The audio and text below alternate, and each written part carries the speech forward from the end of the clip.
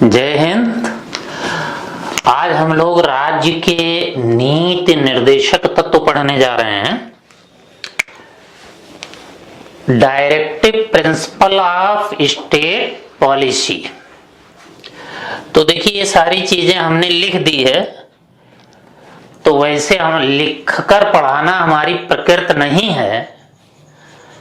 और अब इसके बाद जब संसद पढ़ाएंगे तो आपको ड्राफ्टिंग करते हुए पढ़ाएंगे। लिखने से कुछ गलतियां कहीं कहीं हो जाती हैं, तो दो एक गलतियां पिछले वीडियो में हुई हैं, वो आपको हम बताते जाएंगे, कहीं गलती होगी। तो आइए शुरू करते हैं। राज्य के नीति निर्देशक तत्व। तो देखिए शब्दावली से स्पष्ट है कि राज्य की नीति को निर्देशित करने वाले तत्व, मतलब ये राज्य के मार्गदर्शक सिद्धांत हैं।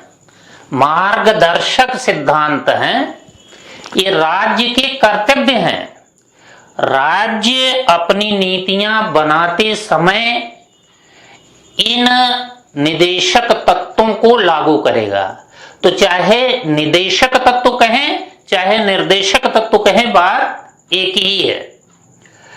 तो जैसे जैसे राज्य के पास संसाधन बढ़ते जाएंगे वैसे वैसे इन निर्देशक तत्वों को लागू करता जाएगा। मतलब राज्य इन तत्वों को लागू करने के लिए बाध्य नहीं है, इसीलिए कहा जा रहा है ये न्याय योग्य नहीं है। अर्थात यदि इन तत्वों को राज्य लागू नहीं करता तो कोई व्यक्ति न्यायालय में इसका प्रवर्तन करवाने के लिए नहीं जा सकता। जैसे प्रस्तावना न्याय योग्य नहीं है, वैसे नीति निर्देशक तत्व भी न्याय योग्य नहीं है। ये राज्य के कर्तव्य हैं। इसलिए अनुच्छेद 36 में राज्य की परिभाषा दी गई है। राज्य की परिभाषा हमने मूल अधिकारों वाले चैप्टर में अनुच्छेद 12 के अंतर्गत भी बताया था कि चूंकि मूल अधिकार राज्य के विरुद्ध प्राप्त है, इसलिए वहां राज्य की परिभाषा वहां भी दी गई है। और चूंकि ये राज्य के कर्तव्य हैं, इसलिए अनुच्छेद 36 में राज्य की परिभाषा दी गई है कि राज्य के अंतर्गत केंद्र सरकार और राज्य सरकारें आएंगी। ठीक। और फिर अनुच्छेद 37 में कहा गया है, अनुच्छेद 37 में कहा गया है कि ये न्याय योग्य नहीं है।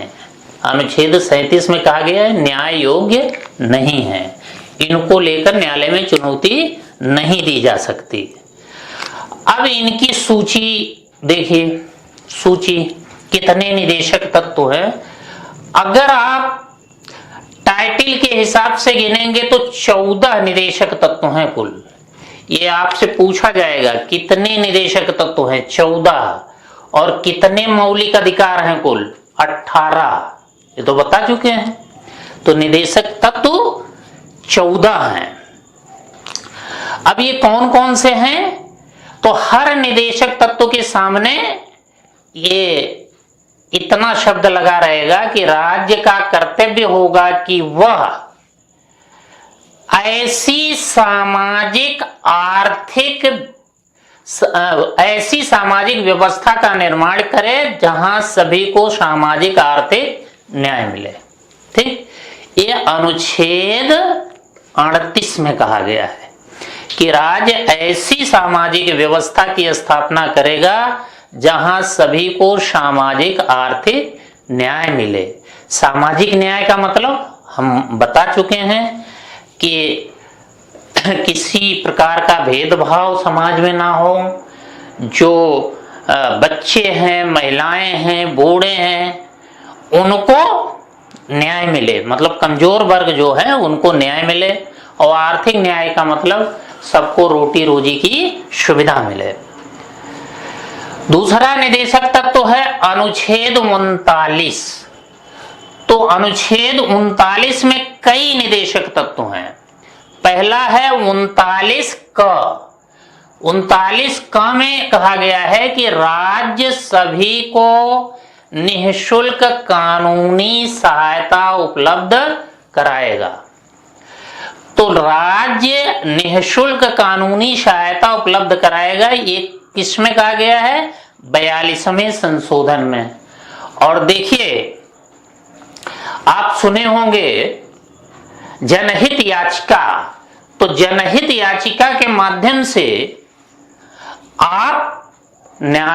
आपको निःशुल्क कानूनी सहायता उपलब्ध कराई जाती है, वहां आपको कोर्ट की कोई फीस नहीं देनी पड़ती। तो ये किसमें जोड़ा गया? 42वें संशोधन में। अगला है 39 ख और 39 ग, दोनों को साथ में देखिए। 39 ख में कहा गया है कि राज्य भौतिक संसाधनों का संकेंद्रण कुछ हाथों में नहीं होने देगा। और 39 ग में कहा गया है राज्य भौतिक संसाधनों का न्यायपूर्ण वितरण करेगा। यहां भौतिक संसाधन मुख्य रूप से जमीन है, कि मतलब राज्य ये कोशिश करेगा कि जमीन कुछ जमींदारों के हाथों में केंद्रित ना हो, जमींदारों से जमीन छीनकर उसका भूमिहीनों में न्यायपूर्ण वितरण कर दिया जाए। तो एक तरह से जो 39 खा और 39 ग है, ये जमींदारी प्रथा का उन्मूलन हुआ कि नहीं हुआ? ये जमींदारी प्रथा का उन्मूलन हो गया, जमींदारी प्रथा का उन्मूलन। देखिए, पहले अंग्रेजी काल में क्या था? अंग्रेजी काल में जमींदारी प्रथा थी, जमीन का मालिक कोई और था और जमीन पर खेती गरीब आदमी आम किसान करता था। जमीन उसकी नहीं थी, वो जमींदार की जमीन पर खेती करता था। तो जब भारत स्वतंत्र हुआ तो भारत सरकार के सामने पहली चुनौती यही थी कि किस तरह जमींदारी प्रथा का उन्मूलन किया जाए।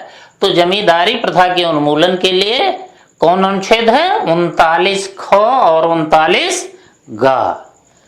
ठीक, 39 ख जमींदारों से जमीन छीनेगा, 39 ग भूमिहीनों में जमीन का न्यायपूर्ण वितरण करेगा।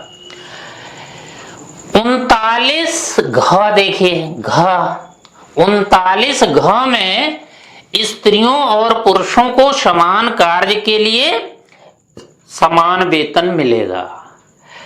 कि देखिए, पहले महिलाओं के श्रम का मूल्य पुरुषों की अपेक्षा कम होता था, लेकिन अब क्या हुआ? स्त्रियों और पुरुषों को समान कार्य के लिए समान वेतन मिलता है। तो एक तरह से 39 घ महिला सशक्तिकरण के क्षेत्र में एक लैंडमार्क। ठीक, समान कार्य के लिए समान वेतन, ये बहुत इंपॉर्टेंट भी है, इसको आपको याद करना है। चाहे इधर वाला आज कोई अनुच्छेद याद करें चाहे ना, लेकिन 39 घ आपको याद करना है। स्त्रियों और पुरुषों को समान कार्य के लिए समान वेतन मिलेगा, समान मजदूरी मिलेगी। अब आइए अनुच्छेद 39 अंगा। अनुच्छेद 39 अंगा क्या है? बालकों के व्यक्तित्व के विकास के लिए गरिमापूर्ण वातावरण उपलब्ध कराया जाएगा। ये 42वें संशोधन में कहा गया है कि बालकों के व्यक्तित्व के विकास के लिए गरिमापूर्ण वातावरण, मतलब उनका पोषण है, उनकी शिक्षा है, ये सारी व्यवस्था की जाएगी। तो अनुच्छेद 39 में आपने देखा कितने निदेशक तत्व हो गए? 5। ठीक, तो ये 2 अनुच्छेद हमने पढ़ा दिया, अनुच्छेद 38, अनुच्छेद 39। अब देखिए अनुच्छेद 40 हम देखते हैं। अनुच्छेद 40, तो अनुच्छेद 40 पंचायती राज है। ठीक, पंचायती राज्य की बात तो बहुत पहले से ही भारत में होती थी, लेकिन पंचायती राज्य को सबसे अधिक फोकस किसने किया था? गांधी जी ने। इसलिए अगर आपसे ये पूछा जाता है कि गांधी जी के अनुसार संविधान की आत्मा क्या है, तो आप प्रस्तावना नहीं बताएंगे, आप अनुच्छेद 32 नहीं बताएंगे, आप किसको बताएंगे? पंचायती राज। एक गांधीवादी है, एक तरह से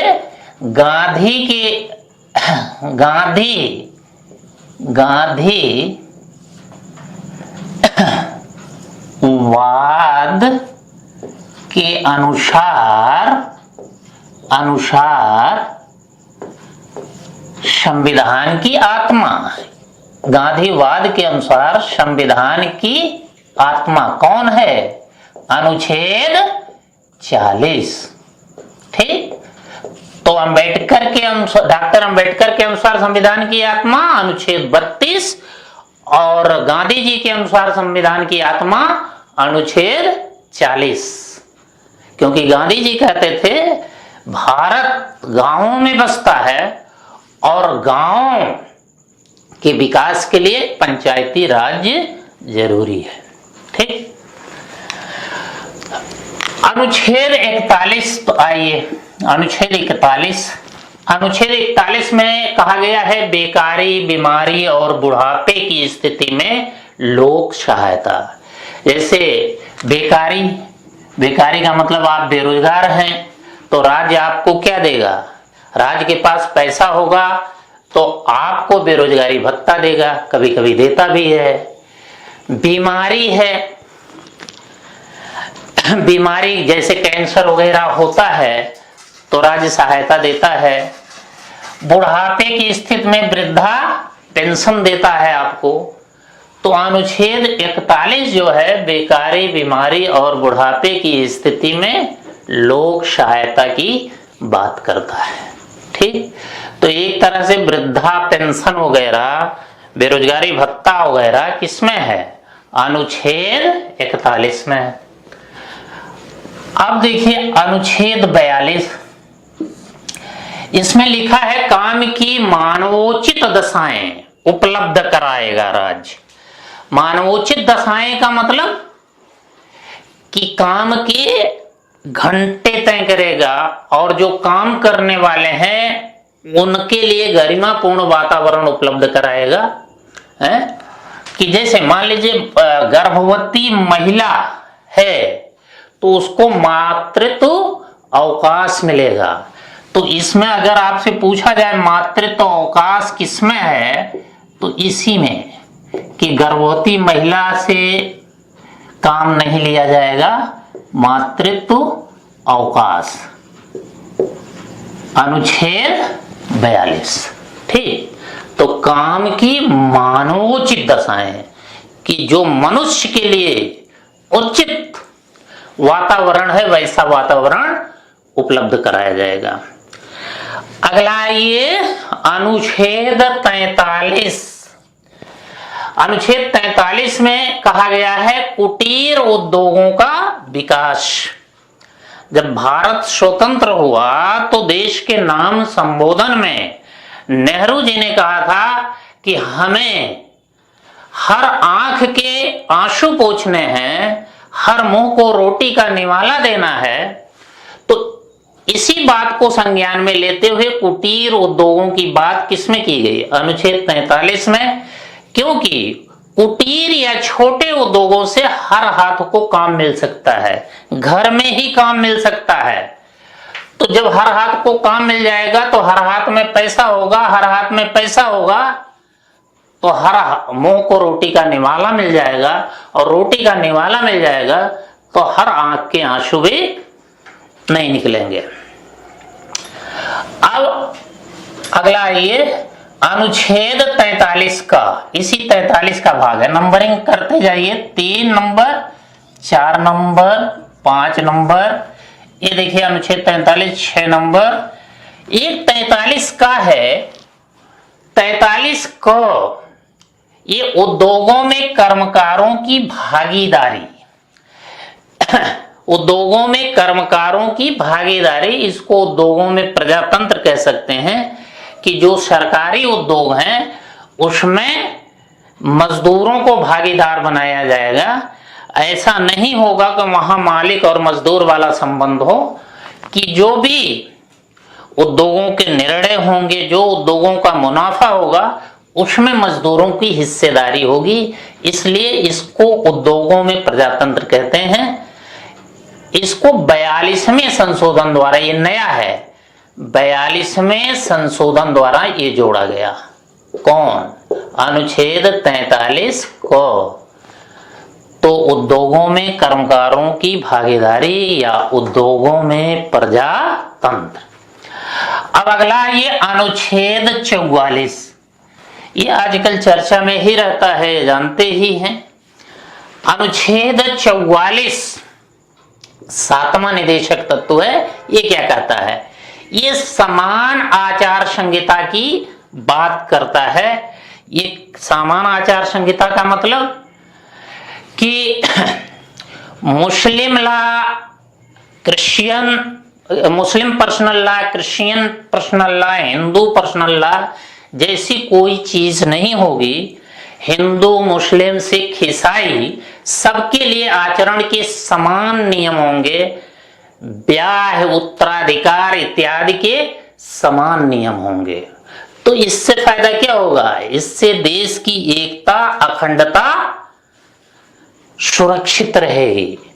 और जब पर्सनल लॉ होगा, मुसलमान का पर्सनल लॉ अलग है, ईसाई का पर्सनल लॉ अलग है, तो इससे क्या होता है कि भारत में रहने वाले लोगों की अलग अलग पहचाने हैं, और अलग अलग पहचाने हैं तो ये पहचाने देश की एकता, अखंडता को खतरा पैदा कर सकती हैं।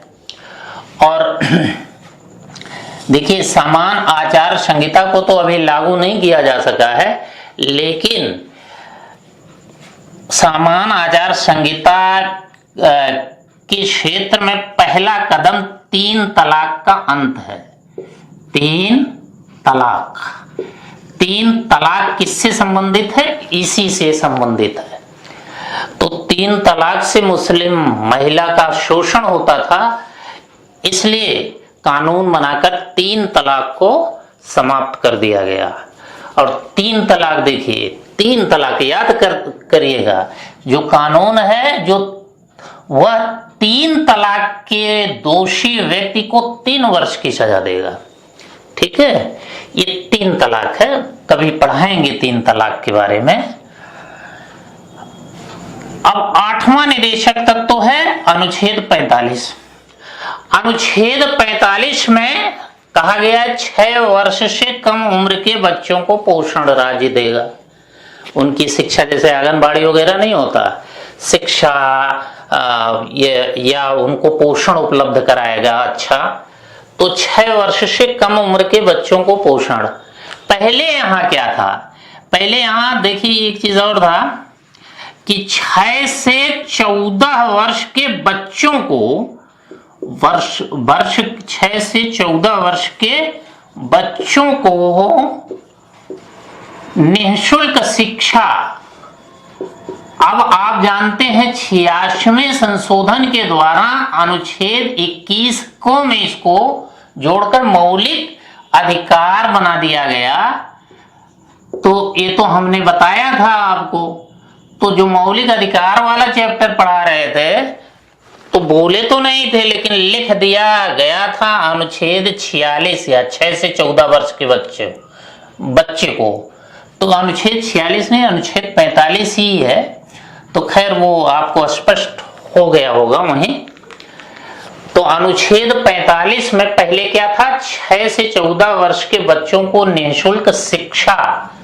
तो अब ये समझ लीजिए कि ये इसको क्या बना दिया गया? अब ये मौलिक अधिकार बन गया है। मौलिक अधिकार तो निदेशक तक तो नहीं रह गया है, ये मौलिक अधिकार बन गया है।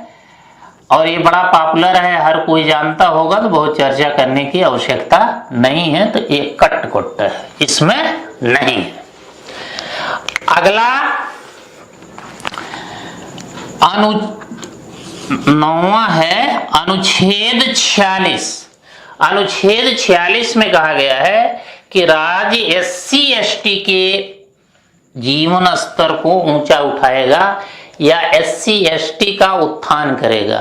तो आप जानते हैं कि राज्य SC/ST वर्ग के लोगों को, अनुसूचित जाति जनजाति वर्ग के लोगों को तमाम सुविधाएं दे रहा है जिससे उनका उत्थान हो सके। तो SC/ST के जीवन स्तर को ऊंचा उठाना, ये 46 में है। 9 के बाद 10वां है, 10वां अनुच्छेद 47। अनुच्छेद 47 क्या कह रहा है कि नागरिकों के जीवन स्तर को ऊंचा उठाना, जैसे शराबबंदी लागू करना। तो नागरिकों के जीवन स्तर को यह ऊंचा उठाएगा, जैसे शराबबंदी लागू करेगा कि जो कम आय वाले लोग हैं या मेहनत कश लोग हैं, वो पैसा तो कमाते हैं, लेकिन जो पैसा कमाते हैं वो शराब वगैरह में बर्बाद कर देते हैं।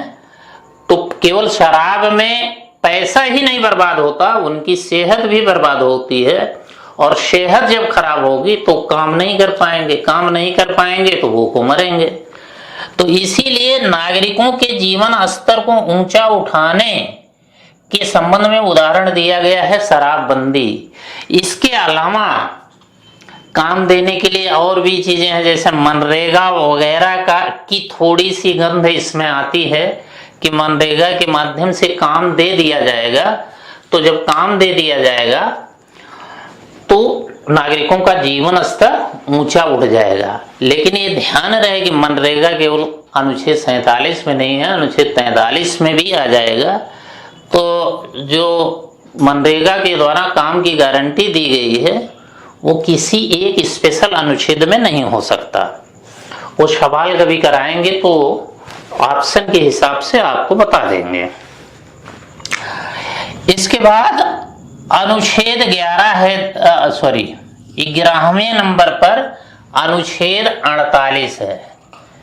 अनुच्छेद 48 में कहा गया है कि राज्य कृषि का वैज्ञानिक ढंग से पुनर्गठन करेगा। वैज्ञानिक ढंग से पुनर्गठन का मतलब कि जैसे पहले लोगों के खेत छिटके होते थे, एक खेत गांव के पास है तो एक दूसरे गांव में है या गांव से बहुत दूर है, तो चकबंदी के द्वारा खेतों को इकट्ठा किया गया जिससे कोई भी आगत किसान आसानी से डाल सके, सिंचाई की अच्छी सुविधा हो जाएगी, खेतों का आकार बड़ा हो जाएगा तो ट्रैक्टर से जुताई कर सकेंगे। इसीलिए चकबंदी वगैरह किया गया। तो यही कृषि का वैज्ञानिक ढंग से पुनर्गठन है। यहाँ चकबंदी लिख सकते हैं, चकबंदी।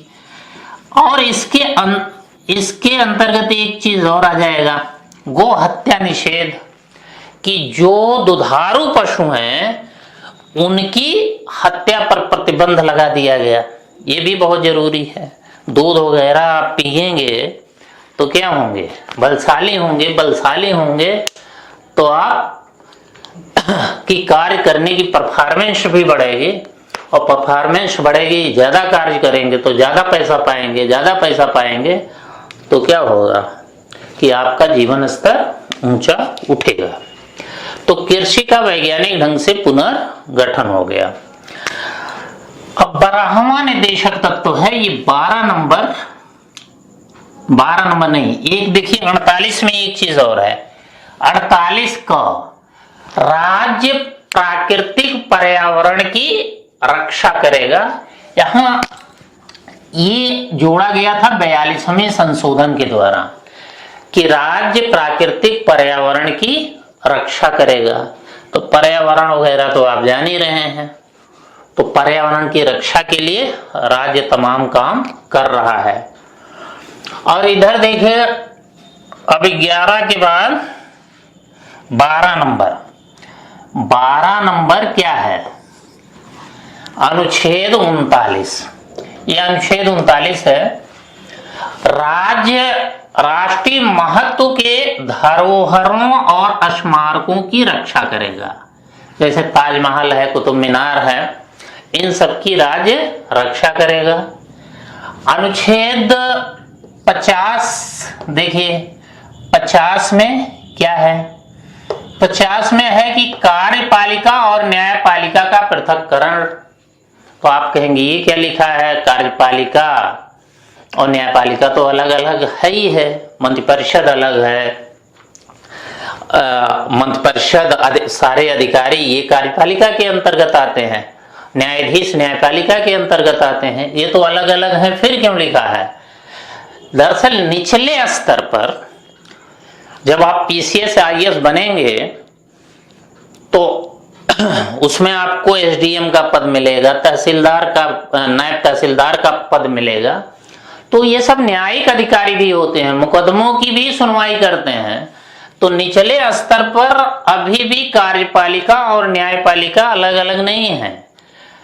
तो जैसे नायब तहसीलदार है, एसडीएम है, ये क्या है? कार्यपालिका के अधिकारी हैं, लेकिन मुकदमे भी देखते हैं राजस्व वाले। ये समझ में आया? तो राज्य कार्यपालिका और न्यायपालिका का पृथक्करण क्या करेगा। और देखिए ये अनुच्छेद 51, देखिए ऐसे ही गलतियां लिखने में हो जाती हैं। तो संसद के बाद आपको हम स्वयं आपके सामने लिख के पढ़ाएंगे। थोड़ा वीडियो लंबा हो जाता है, दिक्कत ये है आप लोग लंबा वीडियो देखना पसंद नहीं करते, आपको 20 मिनट का वीडियो चाहिए। तो 20 मिनट में क्या पढ़ाई होगी? तो देखिए अब डिजिटल बोर्ड आ जाएगा तो हम भी यूट्यूब या टीचर हो जाएंगे। तो अभी फिलहाल धैर्य रखें, सब कुछ हो जाएगा धीरे धीरे। तो अनुच्छेद 51 अंतरराष्ट्रीय विवादों का शांतिपूर्ण समाधान। तो भारत कैसा देश है? भारत के आदर्श कौन है? बुद्ध है। भारत बुद्ध के माध्यम से विवादों का समाधान करेगा, युद्ध के माध्यम से नहीं। तो इसीलिए अनुच्छेद 51 क्या कहता है कि अंतरराष्ट्रीय विवादों का बातचीत के जरिए शांतिपूर्ण समाधान किया जाएगा। भारत युद्ध के माध्यम से विवादों का समाधान नहीं करेगा। तो इसीलिए कहा जा रहा है कि भारत बुद्ध का समर्थक है, युद्ध का समर्थक नहीं है। तो ये निदेशक तत्वों की सूची हो गई। तो हमने बताया था इस सूची में 14 निदेशक तत्व हैं और बाद में कुछ जोड़े भी गए हैं। तो 14 निदेशक तत्व आपको ये याद रखने हैं। और इन 14 निदेशक तत्वों में देखिए जो सबसे 4 निदेशक तत्व तो ऐसे सीधे सीधे जोड़े गए हैं 42वें संशोधन में। 39 क और 39 अंगा, 43 क और 48 का, ये 4 तो 42वें संशोधन के द्वारा जोड़ दिए गए हैं। ठीक। और दूसरी चीज जो इंपॉर्टेंट निदेशक तत्व हैं, इंपॉर्टेंट निदेशक तत्वों में जो आपको मतलब नहीं भूलना है किसी भी स्थिति में, अनुच्छेद 39 घ स्त्रियों और पुरुषों को समान कार्य के लिए समान वेतन, और ये भी इंपॉर्टेंट है अनुच्छेद 40, ये भी नहीं भूलना है, पंचायती राज। और तीसरा ये 45 को, ये भी बहुत इंपॉर्टेंट है, उद्योगों में कर्मकारों की भागीदारी। 44 भी बहुत इंपॉर्टेंट है, समान आचार संहिता।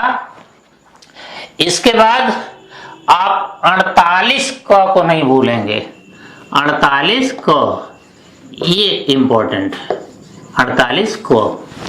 ठीक।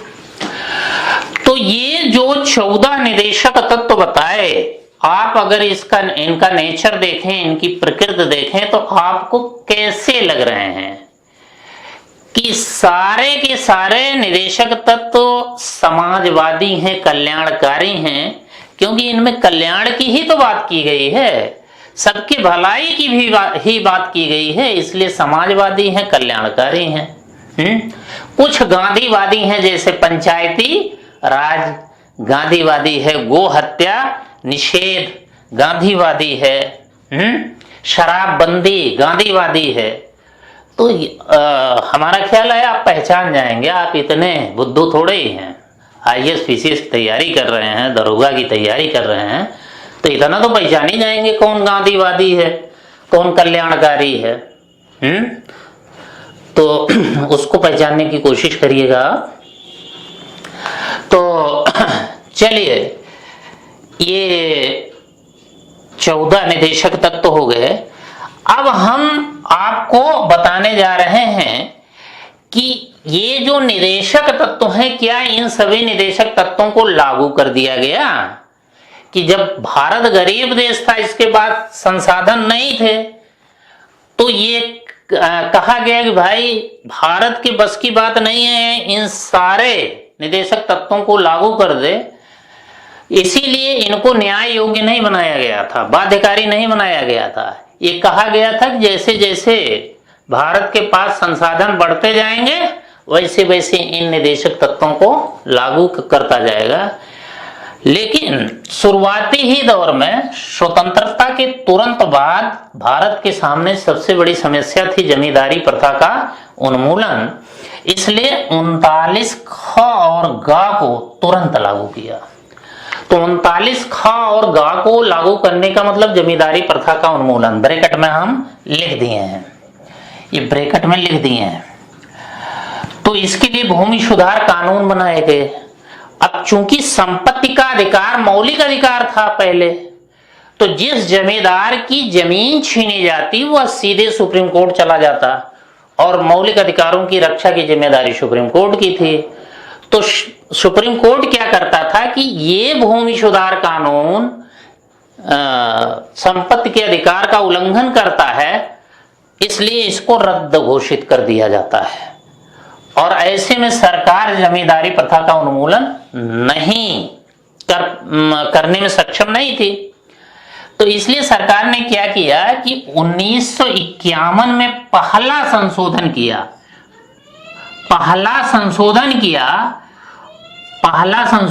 और पहले संशोधन के द्वारा क्या कर दिया, 9वीं अनुसूची जोड़ दी, और 9वीं अनुसूची को लाकर बना दिया, और उसी में सारे भूमि सुधार कानून डाल दिए गए। और लाकर बनाने का मतलब कोर्ट को खबरदार किया गया कि खबरदार, इस अनुसूची में, इस लाकर में जो भी भूमि सुधार कानून डाले जाएंगे उनको आप टच नहीं करेंगे, उनको आप गैर कानूनी घोषित नहीं कर सकते, वो चाहे संपत्ति के अधिकार का उल्लंघन ही क्यों ना करते हों। ये क्लियर हुआ? तो इन 9वीं अनुसूची लाकर है। जब अनुसूची वाला चैप्टर पढ़ाएंगे तो इसको बहुत डिटेल से बताएंगे। अब देखिए, बाद में जब जनता सरकार आई 1978 में, तो 44वें संशोधन द्वारा संपत्ति के अधिकार को कानूनी अधिकार बना दिया गया, और मौलिक अधिकार मतलब मौलिक अधिकार की सूची से निकाल दिया गया। कहा गया, ना रहेगा बांस न बजेगी बांसुरी। जब संपत्ति का अधिकार रहेगा ही नहीं, तो जमींदार लोग संपत्ति के मौलिक अधिकार को लेकर न्यायालय नहीं जा पाएंगे। तो ऐसे में भूमि सुधार कानून रद्द होने से बच जाएंगे। तो इस तरह शुरुआती ही दौर में सरकार ने जमींदारी प्रथा के उन्मूलन के लिए 39 ख और ग को लागू कर दिया। और ये सबसे विवादित निदेशक तत्व रहे। तो अब तो देखा आपने 39 ख और ग को लागू करने के लिए क्या जद्दोजहद की गई। अगला जो है पंचायती राज अनुच्छेद 40, अनुच्छेद 40 को लागू करने के लिए 73वां और 74वां संशोधन किया गया और पंचायतों को लागू करना राज्यों के लिए अनिवार्य बना दिया गया। ये 73वां 74वां संशोधन भाग 9 में आपको डिटेल से पढ़ाया जाएगा। ये वाला तो आप जान ही रहे हैं। 6 से 14 वर्ष के बच्चों के लिए निःशुल्क अनिवार्य शिक्षा अनुच्छेद 45 में था। 86वें संशोधन के द्वारा 21 क के अंतर्गत ये मौलिक अधिकार बना दिया गया। ये तो कई बार पढ़े हैं।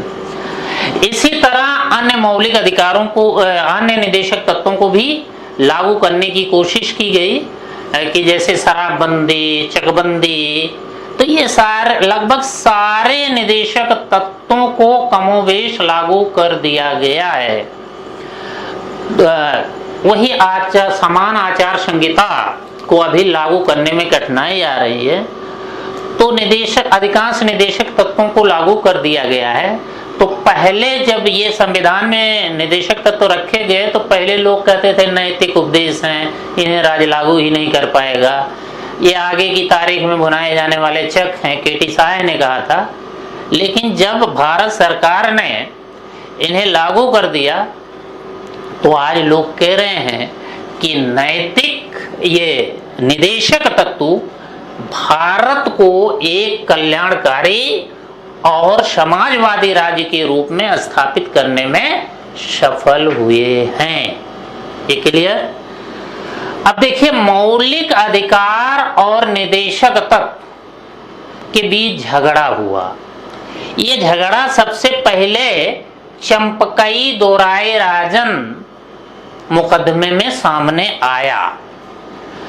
तो इसमें यह कहा गया कि अगर कहीं पर किसी कानून में मौलिक अधिकार और निदेशक तत्वों के बीच विरोध होता है तो मौलिक अधिकारों को प्राथमिकता दी जाएगी। ठीक है, यही बात गोलकनाथ में भी कही गई कि जैसे मान लीजिए भूमि सुधार कानून है, ये निदेशक तत्व है और संपत्ति का अधिकार मौलिक अधिकार था पहले, तो दोनों में अगर विरोध होता है तो संपत्ति के अधिकार अर्थात मौलिक अधिकार को प्राथमिकता दी जाती थी।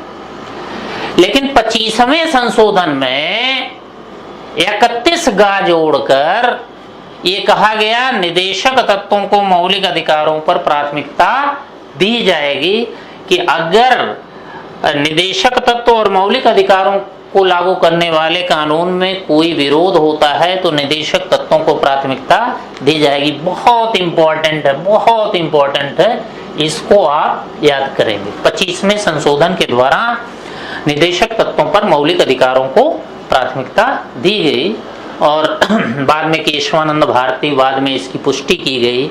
मिनर्वा मिल्स में कहा गया निदेशक तत्व और मौलिक अधिकार के बीच कोई झगड़ा नहीं है, दोनों एक दूसरे के पूरक हैं। तो ये जब बहुत डिटेल पढ़ेंगे संविधान तो हम आपको बता देंगे। तो अगली चीज देखिए, मौलिक कर्तव्य। ये भाग 4 का अनुच्छेद 51 क में है। ये मूल संविधान में नहीं थे। स्वर्ण सिंह समिति की सिफारिश पर 42वें संशोधन के द्वारा 10 मूल कर्तव्य भाग 4 क अनुच्छेद 51 का में जोड़े गए और 86वें संशोधन के द्वारा एक और जोड़ दिया गया। तो कुल 11 मौलिक कर्तव्य हैं। तो 11 मौलिक कर्तव्य को आप किताब से देख लीजिएगा या अपने एंड्रॉइड फोन से देख लीजिएगा कि जैसे पहला है क्या संविधान का पालन करे, दूसरा है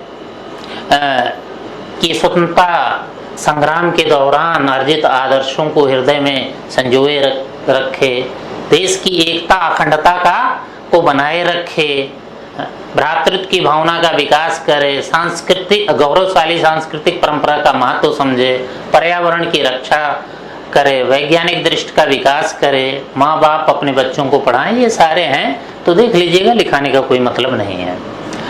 अब देखिए, मूल अधिकार, निदेशक तत्व और मूल कर्तव्य में क्या अंतर है।